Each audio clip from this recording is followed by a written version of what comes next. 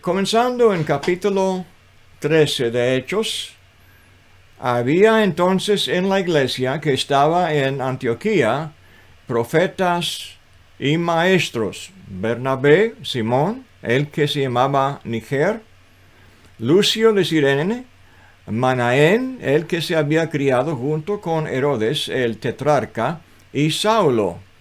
Ministrando estos al Señor y ayunando, dijo el Espíritu Santo: apartadme a Bernabé y a Saulo para la obra a que los he llamado.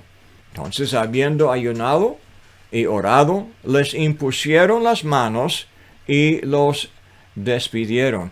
Hermanos, aquí notamos que la iglesia tenía este ambiente de hermanos congregados y la rica experiencia de tener profetas de Dios. Estos serían cristianos inspirados por el Espíritu Santo para entregar mensajes directamente de Dios a la iglesia, y maestros también para enseñarles de las sagradas escrituras.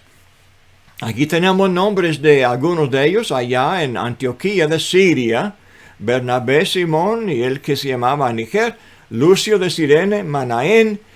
Este nombre Manaén es un nombre bien conocido hoy en Israel, porque un líder de ellos en otra generación antes se llamaba Menachem Begin.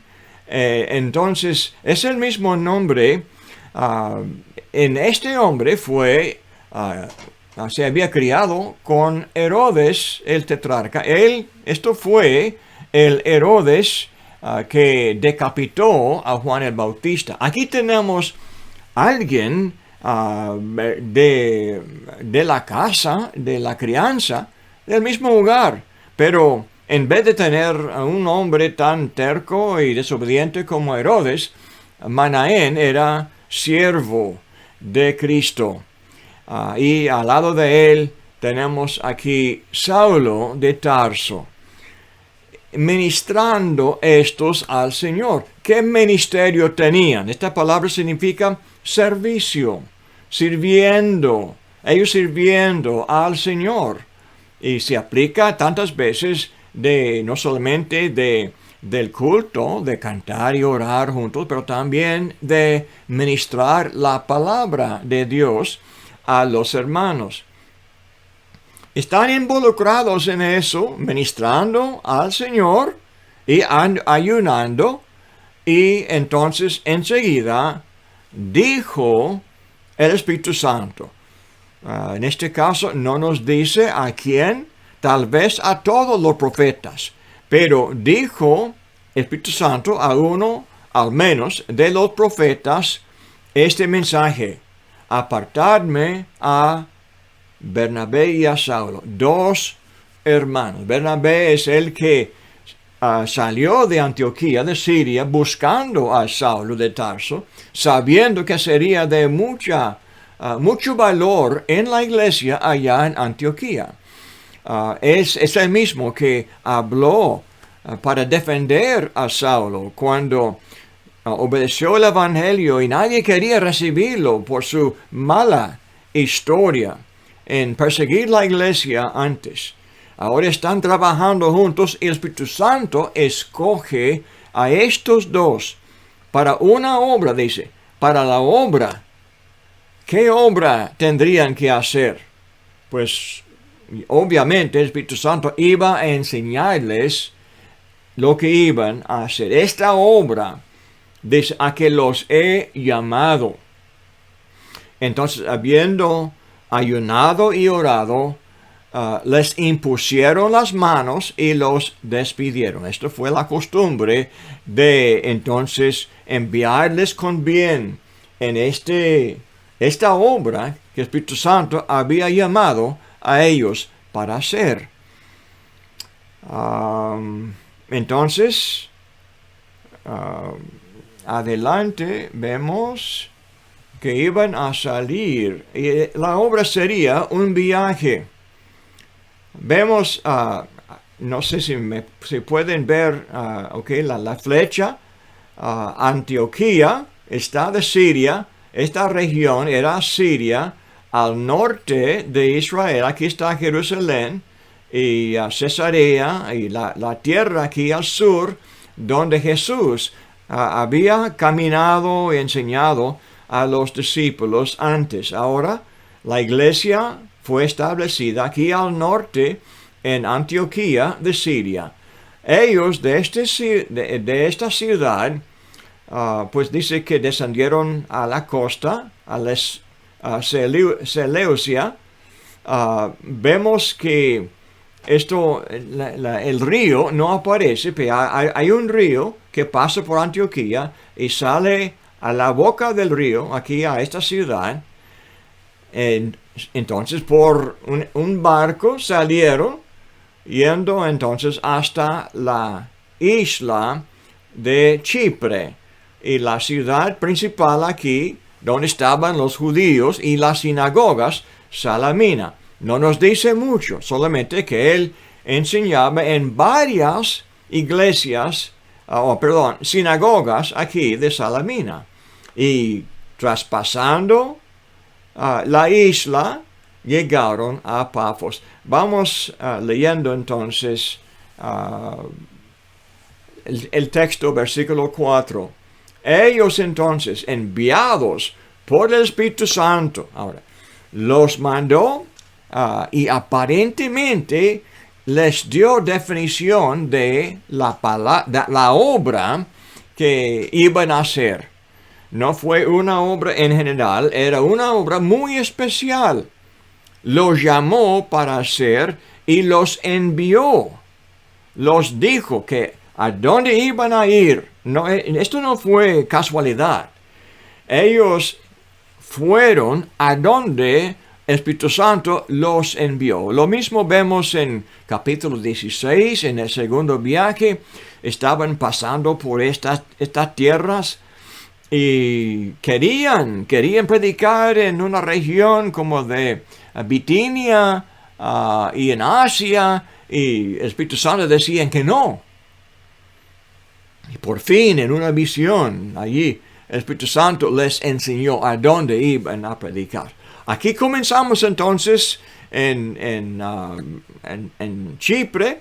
Dice, llegados a Salamina, anunciaban la palabra de Dios. Tengo en rojo este texto, anunciaban la palabra de Dios. Vamos a ver varias formas de describir el mensaje de ellos. Se llama la palabra de Dios, la palabra del Señor, pero también se llama el camino, y se llama el evangelio, y se llama la fe, y se llama la gracia. Vamos a ver estas formas de describir el mensaje de los apóstoles. Dice, predicaron, anunciaban la palabra de Dios en las sinagogas de los judíos. Y tenían también a Juan de ayudante. En capítulo 12, ya hemos conocido a este Juan. Aprendemos adelante que fue primo de Bernabé. Y los dos eran entonces de la tribu de Leví. Eran levitas. Y Juan, allá en capítulo 12, versículo 12, vivía con su madre en la ciudad de Jerusalén. Ahora está con ellos como ayudante. Es el mismo Marcos que escribió el Evangelio adelante, pero en este punto no está listo él, está joven.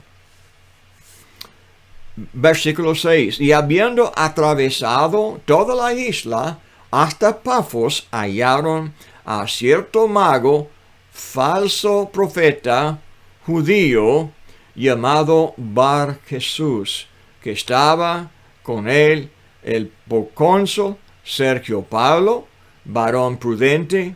Este, llamando a Bernabé y a Saulo, deseaba oír la palabra de Dios, pero les resistía el mago, pues así se traduce su nombre, procurando apartar de la fe al procónsul.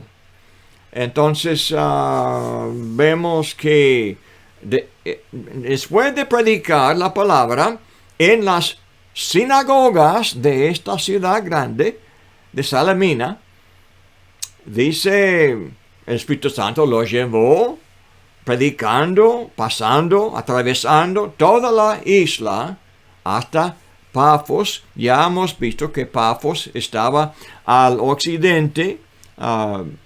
Vemos al extremo de la isla. Aquí estaba el asiento del gobierno. El procónsul tenía su ¿cómo sería? Como no castillo o su oficina de mantenimiento, de gobernación de la nación de Chipre. Entonces, tenemos un problema aquí.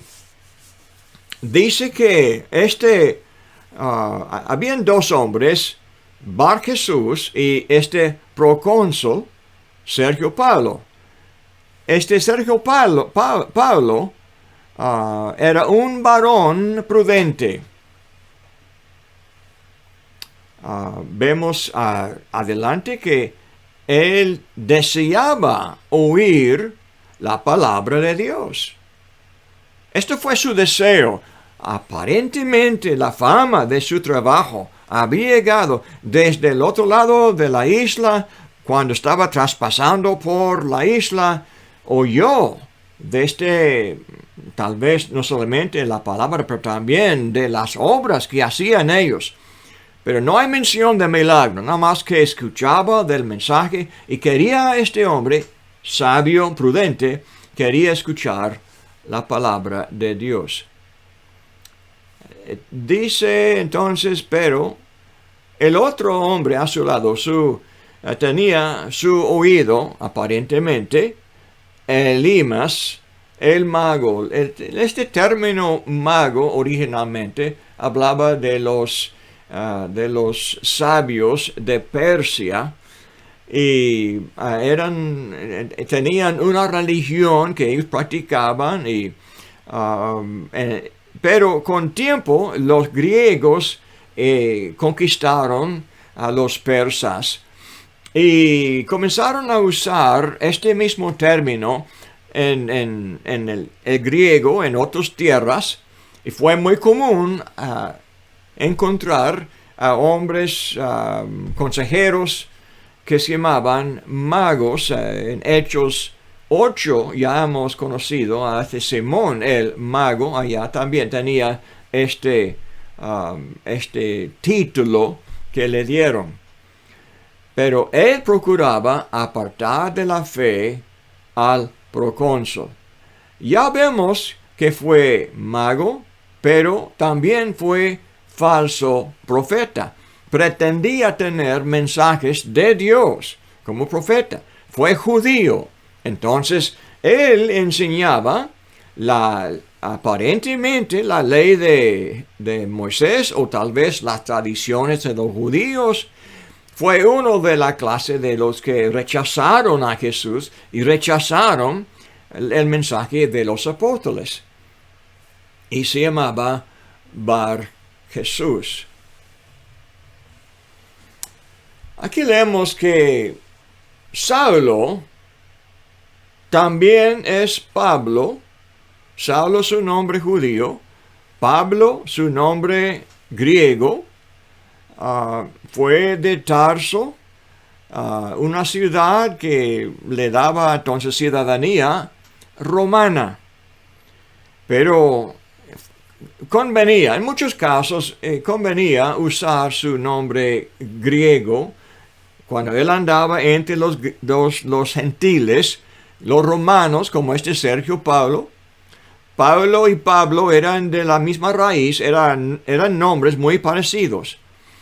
Y desde este momento en adelante, en todo el trabajo del apóstol Pablo, se llama Pablo en vez de Saulo, el nombre judío que tenía antes. Pero se escribe lleno del Espíritu Santo. Y así fue Pablo, lleno de la influencia y también lleno de la profecía como profeta del Espíritu Santo y también lleno del poder para hacer milagros, como vamos a ver. Fijando en él los ojos, dijo. Ahora le habla a Elimas, lleno también, pero lleno de qué? O lleno de todo engaño, no el Espíritu Santo.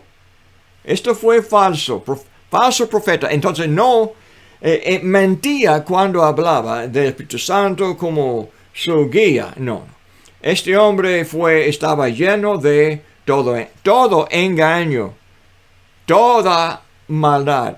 Otra vez la palabra toda maldad. Hijo del diablo, enemigo de toda justicia. Pablo no estaba buscando manera para insultarle. No fue su deseo de ser ofensivo. Su deseo fue de descubrir la realidad de este hombre. Esto no fue provocación en la cual Pablo perdió su dominio propio y entonces comenzó a enojarse y tirar nombres feos. La verdad es que este hombre fue falso, estaba haciendo algo malo, porque resistía la verdad, resistía la bendición de Dios, resistía la salvación que Dios quiso ofrecer a los hombres de la tierra. Entonces él obraba como Jesús también dijo a los fariseos en Juan 8. Padre de mentiras fue el diablo, y este hombre también, hijo del diablo, enemigo de toda justicia, enemigo de todo lo que sería bueno y justo. ¿No cesará de trastornar los caminos rectos del Señor? Pablo enseñaba y Bernabé enseñaban, los dos enseñaban los caminos rectos del Señor. Cuando ellos enseñaban la palabra de Dios, cuando enseñaban el Evangelio, la doctrina del Señor, estaban enseñando una forma de vivir, un camino.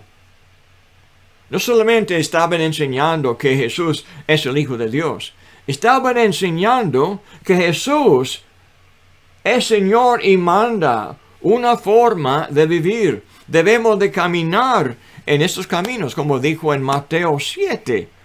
Hay camino angosto y hay camino estrecho. Hay camino que lleva a mucha gente a la perdición y hay camino que lleva a muy pocos a la salvación. Ahora este hombre estaba dispuesto a escuchar el mensaje, Pablo, y Elimas quería resistir las buenas cosas. El 11 dice, ahora pues, he aquí, la mano del Señor está contra ti, y serás ciego, y no verás el sol por algún tiempo. E inmediatamente cayeron sobre él oscuridad y tinieblas.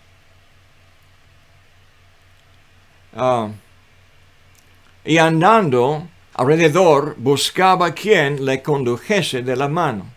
Entonces el procónsul, viendo lo que había sucedido, creyó maravillado de la doctrina del Señor. El Espíritu Santo le dio este castigo. Le dijo, la mano del Señor está contra ti, serás ciego. Estaba cegando los ojos de Sergio Paulo.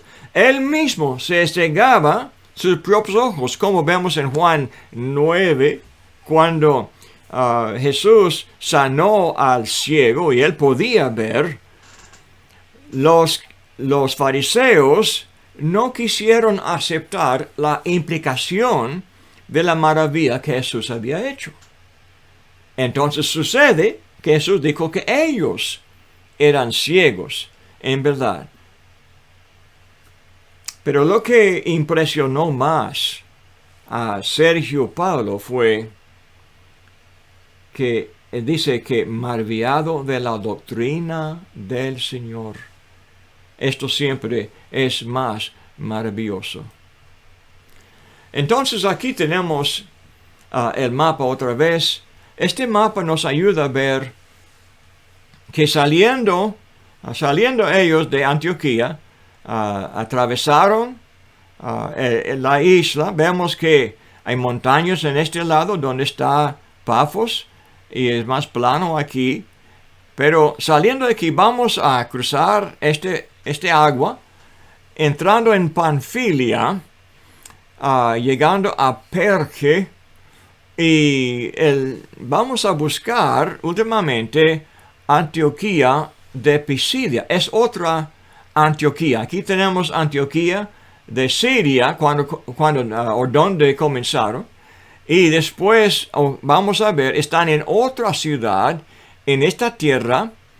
Podemos ver de este mapa, hay muchas montañas cerca de la costa de esta tierra, de Panfilia y también de Cilicia, aquí donde está Tarso, donde Saulo de Tarso era de esta ciudad. Y saliendo de aquí hay un paso por las montañas para entrar en estos llanos. Aquí está Derbe, Listra, Iconio, pero últimamente lo que vemos aquí es Antioquía de Pisidia. Ahora vamos a ir adelante para ver. Dice, habiendo zarpado de Pafos, Pablo y sus compañeros arribaron a Perge de Panfilia, pero Juan, apartándose de ellos, volvió a Jerusalén. No sabemos por qué partió, pero obviamente de todo lo que hemos leído de él, fue un hombre, un cristiano muy joven, y tal vez se desanimó al ver lo que el Espíritu Santo querían que ellos hicieran. Ellos entrando en esta tierra de Perge, subiendo las montañas, pasando por los ríos, sería un viaje muy difícil. En esta tierra, Pisidia se refiere a los ladrones que vivían en estas montañas. En esta tierra donde hay mucho lugar para esconderse, mucho peligro tenían que enfrentar, pero el Espíritu Santo les mandó para ir por allá.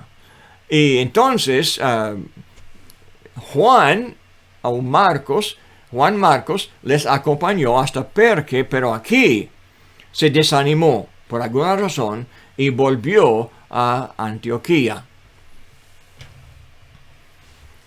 Ellos, pasando de Perge, llegaron a Antioquía de Pisidia y entraron en la sinagoga un día de reposo. Y se sentaron. Ahora, esta ciudad, aparentemente hay judíos aquí, tienen una sinagoga. Es un lugar donde no hay ciudad hoy, hay ruinas que podemos visitar, podemos ver hoy. Si podemos entrar en Turquía, esta región, podemos ver las ruinas de Antioquía de Pisidia. Está muy cerca a un lago. Dice que hubo esta sinagoga, hay ruinas también de la sinagoga hasta hoy. Dice, se sentaron. Y después de la lectura de la ley y de los profetas, los principales de la sinagoga mandaron a decirles: varones hermanos, si tenéis alguna palabra de exhortación para el pueblo, hablad. Entonces Pablo, levantándose, hecha señal de silencio con la mano, dijo: varones israelitas, y los que teméis a Dios, oíd. Tenemos dos grupos, varones israelitas y los que teméis a Dios. Esto no fue para dejar la implicación que los israelitas no temían a Dios. Pero la frase, los que teméis a Dios, se usaba, los judíos usaban esta frase para escribir a los gentiles que se reunían con ellos en las sinagogas. La palabra de Dios fue única, la palabra que Dios había dado a Moisés, que ellos llevaron, esta palabra que leían fue tan especial. La fama salía de las sinagogas y muchos gentiles ya entraban para escuchar la lectura de la preciosa ley de Jehová dada a los israelitas. Y ellos también se llamaban los que temían a Dios. Ahora, Pablo habla a los dos grupos, judíos y gentiles, que temían a Dios. Huid, dice. El Dios de este pueblo de Israel escogió a nuestros padres y enalteció al pueblo, siendo ellos extranjeros en tierra de Egipto. Y con brazo levantado, los sacó de ella, y por un tiempo como de 40 años, los soportó en el desierto, y habiendo destruido 7 naciones, en la tierra de Canaán les dio en herencia su territorio. Esto es un resumen de muchos años de historia de ellos, pero en este resumen dice, el Dios de este pueblo de Israel, estos judíos, escogió a ellos, escogió a sus padres, escogió a Abraham y a Isaac y a Jacob y las 12 tribus que salieron de ellos eran nación escogida de Dios. Y Dios los enalteció. Esto me recuerda de Isaías 1, versículo 2. Dice, los crié, dijo, y los enaltecí. Dios enalteció a su pueblo. Les engrandecí, dijo. Engrandecí. Les hizo grande allá, dice, siendo ellos extranjeros en tierra de Egipto. En Egipto, de 70 llegaron a ser millones.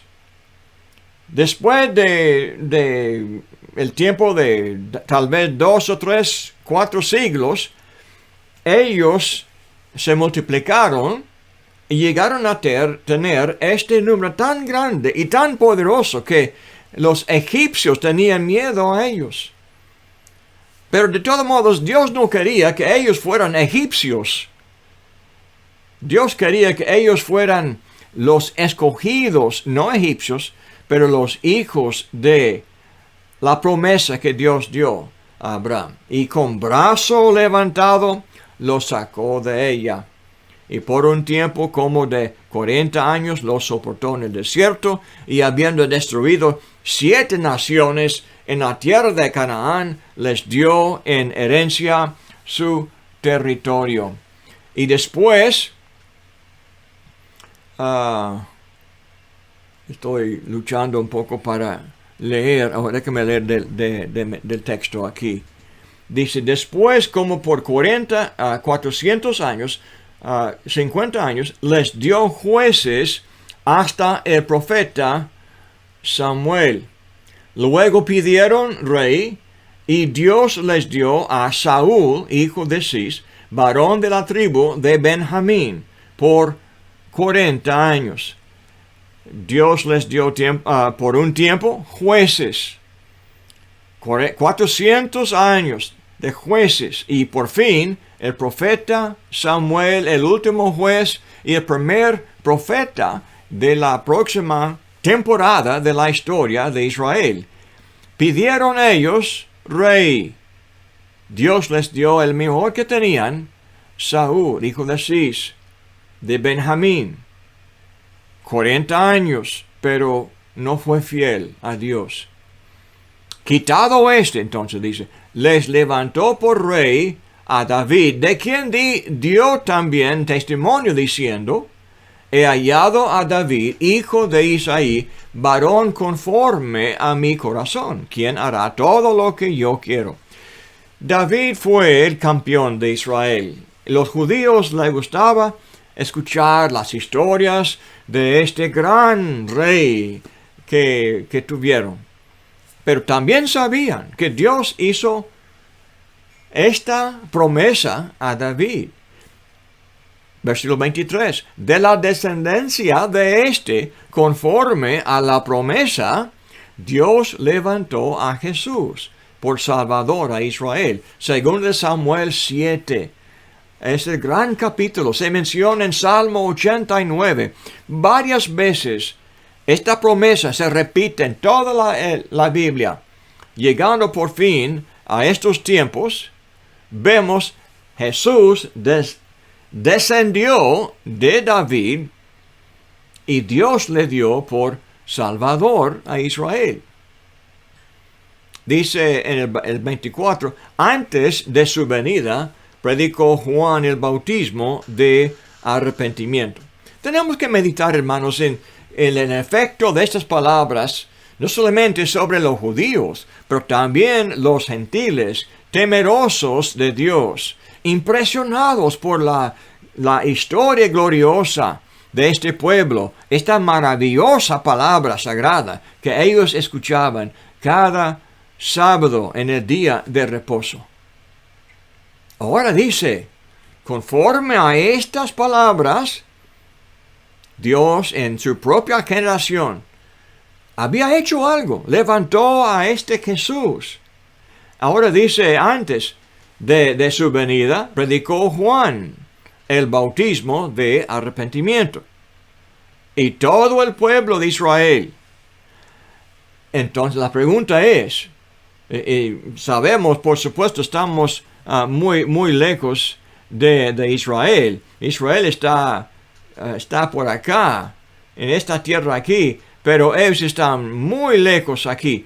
Pero la verdad es que la fama de Juan y de Jesús ya había llegado a estas tierras. Los judíos viajaban mucho, querían, cada varón querían asistir a la fiesta al menos una vez en la vida, pero 3 veces al año, si fuera posible, visitar a Jerusalén. Andando en Jerusalén, iban a escuchar de Juan el Bautista, este profeta en el desierto. Iban a ver este gran trabajo que él hizo. Todo el mundo de Israel salió para ser bautizado por Juan. Entonces, los temerosos de Dios, de los gentiles, también en las sinagogas iban a escuchar de Juan. Pero dice, mas cuando Juan terminaba su carrera, dijo, ¿quién pensáis que soy? No soy yo él, mas he aquí, viene tras mí uno de quien no soy digno de desatar el calzado de los pies. Juan no fue el Mesías, fue el profeta de Dios que anunció de antemano la venida del Salvador de Israel, a este Jesús. Dice, ahora, con más seriedad, dice Pablo a los judíos, dice, varones y hermanos, hijos del linaje de Abraham. Ahora también habla a los gentiles, los que entre ellos o entre vosotros teméis a Dios. Se repite, a vosotros es enviada la palabra de esta salvación. Jesús vino con una palabra. Ya ascendió al cielo. Pero la bendición de Jesús seguía en sus enseñanzas. La palabra de esta salvación. Porque los habitantes de Jerusalén y sus gobernantes, no conociendo a Jesús, ni las palabras de los profetas, que se leen todos los días del reposo, las cumplieron al condenarle. Ellos en Antioquía de Pisidia también leían estas palabras de los profetas cada día de reposo. Sabían algo del Mesías, del Salvador, de Cristo. Pero ahora dice, pero los que no entendían, que no conocían a Jesús, que rechazaron a Jesús, cumplieron las profecías al condenarle a Jesús a la cruz. Y sin hallar en él causa digna de muerte, pidieron a Pilato que se le matase.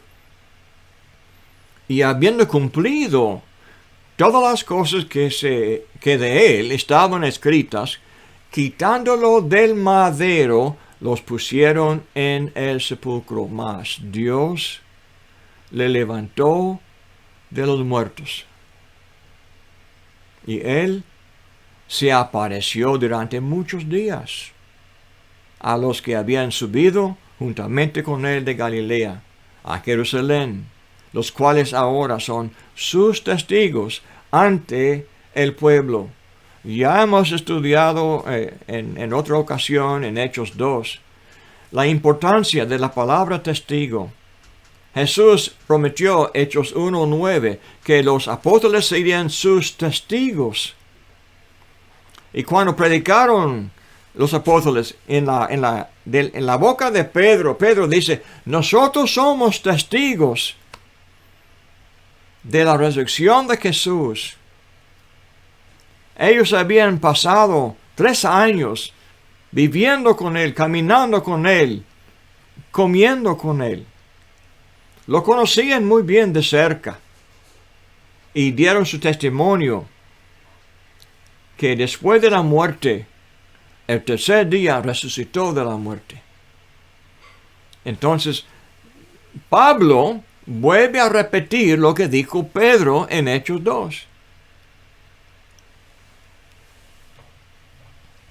Dice en el 32, dice, y nosotros también os anunciamos el evangelio de aquella promesa hecha a nuestros padres. Esta promesa, el evangelio se llama, antes decía la palabra de Dios, el camino de Dios, ahora se llama el evangelio de aquella promesa, hecha a nuestros padres, la cual Dios ha cumplido a los hijos de ellos, a nosotros, resucitando a Jesús, como está escrito también en el Salmo 2, mi hijo eres tú, yo te he engendrado hoy. Esta es la profecía. Cuando dijo yo te he engendrado hoy, explica por inspiración el apóstol Pablo, esto fue para declarar la resurrección de Jesús el tercer día. Y así Dios declaró, Dios confirmó que Jesús es el Hijo de Dios, de la profecía de Salmo 2 y de 2 Samuel 7 y de tantas profecías más. Y en cuanto a que le levantó de los muertos para nunca más volver a corrupción, esta es una resurrección muy especial. Jesús mismo levantó a 3 personas de la muerte, pero después iban a morir otra vez, pero no Jesús. Dice, lo dijo así, os daré las misericordias fieles de David. La frase, las misericordias fieles de David, habla de las promesas, las cosas santas en el hebreo, dice, las cosas santas de David. Y todo el mundo reconocía, se refería a la promesa, según Samuel 7, de que en su descendiente Dios iba a cumplir todas sus promesas. Tendría este reino eterno, esta vida eterna. Entonces esto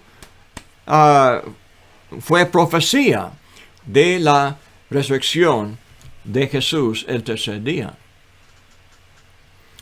Leyendo entonces del versículo 35 dice,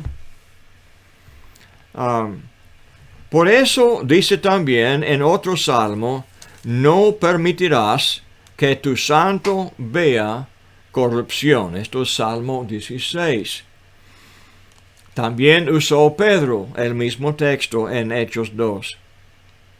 Porque a la verdad David, habiendo servido a su propia generación, según la voluntad de Dios, durmió y fue reunido con sus padres y vio corrupción. Dice Pedro, aquí estamos en Jerusalén, pueden ir y visitar la tumba si quieren.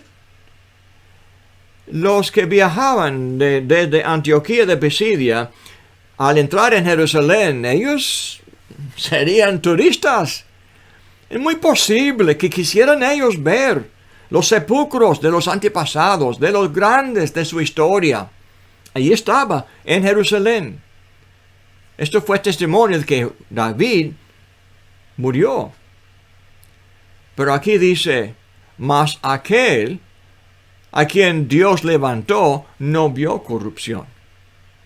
Sabed pues esto, varones, hermanos, que por medio de él se os anuncia perdón de pecados. Esto es el gran propósito de todo. Jesús murió para que haya perdón de los pecados, para los judíos, pero también para los gentiles, estos que temían a Dios, y que de todo aquello de que por la ley de Moisés no pudisteis ser justificados, en él es justificado todo aquel que cree. Lo que declara ahora es que en la ley de Moisés no hubo justificación del pecado. Sí, había perdón, pero siempre, cada año, como dice Hebreos 10:4, Dios se acordó en el día de expiación. Siempre fue necesario volver a hacer, repetir otra vez este sacrificio por el pecado, para expiar, hubiera expiación de los pecados pasados. ¿Por qué? Porque es imposible que la sangre de los animales quitaran la culpa del pecado o que diera el perdón de los pecados. No podían ser justificados como ahora en Cristo. Por la sangre preciosa de Jesús hay perdón del pecado por fin. Entonces, versículo 40. Mirad pues que no venga sobre vosotros lo que está dicho en los profetas.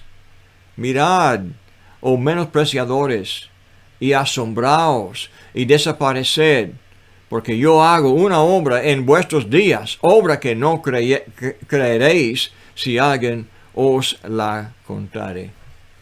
Ahora, el apóstol Pablo deja una advertencia a los que oyen, porque siempre ha sido el problema, como en Mateo 13, los que tenían oídos, pero no escuchaban, no prestaban atención, no obedecieron el evangelio de Juan ni de Jesús.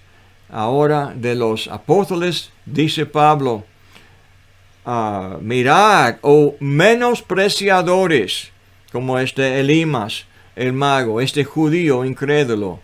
Mirad, oh menospreciadores, asombraos y desapareced, porque yo hago una obra en vuestros días, obra que no creeréis si alguien os la contare. Dios tenía planes. Estaba Dios tumbando el sistema antiguo. Estaba destruyendo las naciones del mundo y mayormente los judíos mismos.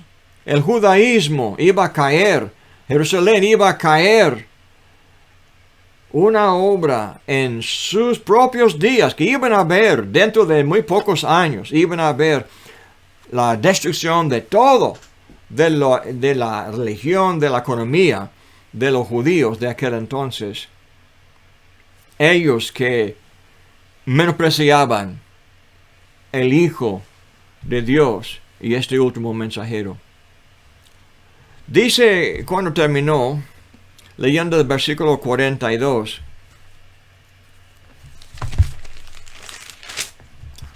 dice, cuando salieron ellos de la sinagoga de los judíos, los gentiles les rogaron que el siguiente día de reposo les hablasen de estas cosas. Aquí tenemos los que tenían miedo o que temían a Dios. Los temerosos a Dios eran los gentiles. Y cuando terminó Pablo de hablar, los que querían escuchar más eran estos temerosos de Dios. Dice en 43, y despedía la congregación mucho de los judíos y de los prosélitos piadosos, siguieron a Pablo. ¿Okay? Muchos judíos y también de los prosélitos, los temerosos de Dios, los gentiles, dice, siguieron a Pablo y a Bernabé, quienes hablándoles les persuadían a que perseverasen en la gracia de Dios. Estaban ellos en la gracia de Dios. Hermanos, usamos la palabra de una manera no bíblica. La gracia, hermanos, sí, habla del perdón del pecado. Pero la gracia se considera como algo más. La gracia es el mensaje que enseña, como dice Tito 2, 11 al 15. Nos instruye la gracia. Y dice Pablo aquí que ellos querían que ellos siguieran, perseverasen en la gracia de Dios. La gracia de Dios les predicaba. Estaban ellos bien abiertos, buscando más. Dice el siguiente día de reposo se juntó casi toda la ciudad para oír la palabra de Dios. Pero viendo los judíos, la muchedumbre se llenaron de celos. Otra vez la palabra llenos.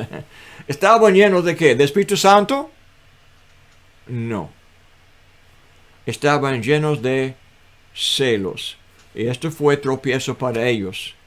Viendo la popularidad de la palabra de Pablo y Bernabé, en vez de regocijarse de que toda la ciudad ahora quieren oír la palabra de Dios. No, dice, rebatían lo que Pablo decía, contradiciendo y blasfemando. Entonces Pablo y Bernabé, hablando con denuedo, dijeron, a vosotros a la verdad era necesario que se os hablase primero la palabra de Dios. Mas puesto que la desecháis y no os juzgáis dignos de la vida eterna, y aquí nos volvemos a los gentiles, porque así nos ha mandado el Señor diciendo, te he puesto para luz de los gentiles, a fin de que seáis para salvación hasta lo último de la tierra. Hermanos, esto es el mensaje del Evangelio. Fue no solamente para los judíos primero, predicó primero, les dio el honor de entrar primeramente en la sinagoga. Ellos estaban leyendo la palabra de Dios. Fue propio y bueno compartir con ellos este mensaje. Pero cuando comenzaron a blasfemar a Jesús, no, esto no sirve. Dice, fue necesario predicar a ellos, pero ellos no eran los últimos de la tierra que Dios iba a enseñar. Dice, no os juzgáis dignos de la vida eterna. No dignos, ¿por qué? Porque rechazaron la vida eterna. Rechazaron el mensaje que nos enseña la vida eterna. No merecen recibir más. Pablo y Bernabé no van a ponerse de rodillas y y rogarles que no fueran tan bobos, tan tontos. No. Dice, esto es la voluntad del Señor, que la palabra también llegue a los gentiles. Y en eso hubo mucho gozo entre ellos mismos. Hermanos, déjenme volver a hablarles ahora de lo que estamos estudiando. Ya llegamos al final de la hora. Lo que comenzó aquí fue el principio de mucha persecución para la iglesia. Estos incrédulos, tan quemados por la palabra del apóstol Pablo, lo persiguieron hasta Iconio, y de Iconio le persiguieron hasta Listra. Y estos mismos hombres son los que apedrearon a Pablo y le dejaron por muerto. No se murió Pablo, pero vemos lo que comenzó aquí. De este celo, esta envidia es lo que mató a Jesús en la cruz, lo que percibió Pilato.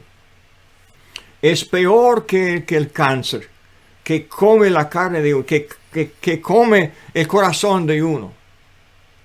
No debemos de permitir que la envidia, el celo, nos oculte la vista. Cuando escuchamos la palabra de Dios que nos corrige, que nos da la nueva vida, que nos enseña cómo andar en la gracia de Dios, debemos de aceptar el dolor que viene con la corrección y humildemente también obedecer para que haya el perdón y la nueva vida y el futuro de pasar la eternidad con Dios. Hermanos, gracias por escuchar. Si Dios quiere, vamos a terminar el capítulo 13 en otro estudio. Y vamos a ver que yendo ellos de una ciudad a otra, aprendemos más y más del gran poder de la palabra de Dios aquí para cambiar la vida de tantos y cambiar también el curso de la historia del mundo. Y que Dios los bendiga, hermanos.